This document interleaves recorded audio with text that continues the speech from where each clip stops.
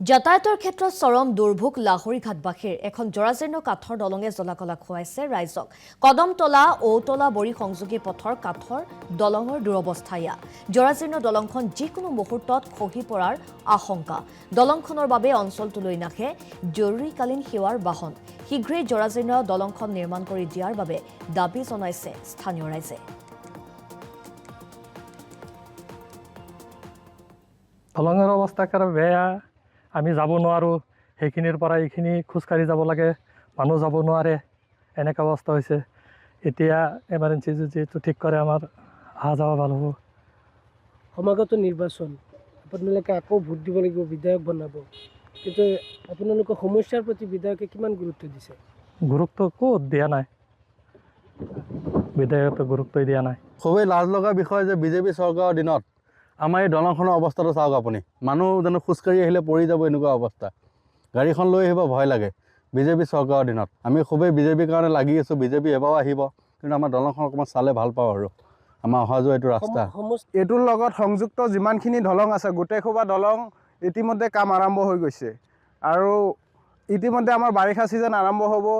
তাৰ আগত আমি অফিচিয়েল ছাৰসকলক জনাব বিচাৰোঁ যে আমাৰ এইখিনিত কমচে কম 500 ঘৰ মানুহ আছে, আৰু গোটেই ল'ৰা ছোৱালী, স্কুলৰ ল'ৰা ছোৱালী এইটো একমাত্ৰ পথ আমাৰ এইটো পথেদি অহা যোৱা কৰে।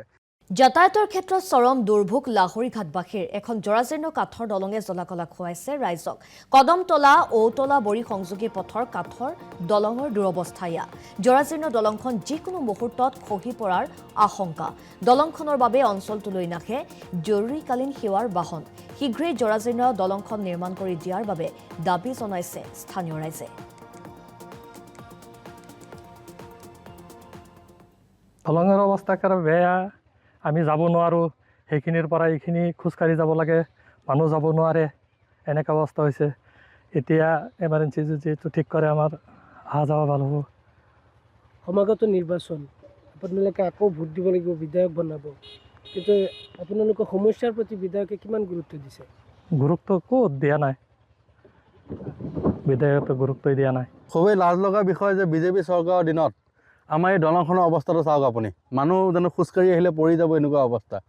গাড়ীখন লৈ আহিব ভয় লাগে বিজেপি চৰকাৰৰ দিনত। আমি খুবেই বিজেপিৰ কাৰণে লাগি আছোঁ, বিজেপি এবাৰো আহিব, কিন্তু আমাৰ দলংখন অকণমান চালে ভাল পাওঁ আৰু আমাৰ অহা যোৱা এইটো ৰাস্তা। এইটোৰ লগত সংযুক্ত যিমানখিনি দলং আছে গোটেইসোপা দলং ইতিমধ্যে কাম আৰম্ভ হৈ গৈছে, আৰু ইতিমধ্যে আমাৰ বাৰিষা ছিজন আৰম্ভ হ'ব। তাৰ আগত আমি অফিচিয়েল ছাৰসকলক জনাব বিচাৰোঁ যে আমাৰ এইখিনিত কমচে কম 500 ঘৰ মানুহ আছে, আৰু গোটেই ল'ৰা ছোৱালী, স্কুলৰ ল'ৰা ছোৱালী এইটো একমাত্ৰ পথ আমাৰ এইটো পথেদি অহা যোৱা কৰে।